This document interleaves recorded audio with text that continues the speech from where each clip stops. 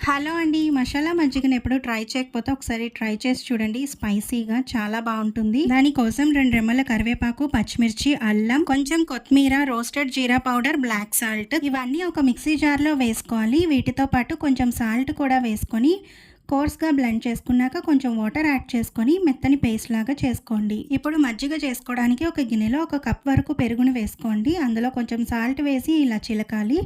విస్కర్‌తో గానీ, కవ్వంతో గానీ చిలకండి. లేదా మిక్సీ జార్‌లో వేసినా మనకి స్మూత్‌గా బ్లెండ్ అయిపోతుంది. ఒక కప్పు పెరుగుకి 4 కప్పుల వాటర్ అనేది పడుతుందండి. పర్ఫెక్ట్ మజ్జిగ కన్సిస్టెన్సీకి. ఇప్పుడు ఇందులో ముందుగా చేసి పెట్టుకున్న మసాలా ముద్దని వేసేసుకొని ఇలా ఇంకొకసారి చిలికాక ఇందులోనే సరిపడా నిమ్మరసాన్ని పిండేసుకున్నాక ఒకసారి వడకట్టేసుకొని సర్వ్ చేసేసుకోండి. ఎంతో టేస్టీగా, స్పైసీగా ఉంటుంది. సమ్మర్‌లోనే కాదండి, ఏ సీజన్‌లో అయినా మజ్జిగని తీసుకోవడం వల్ల గట్ హెల్త్ అనేది చాలా బావుంటుంది. ప్రోబయోటిక్స్ కూడా అందుతాయి.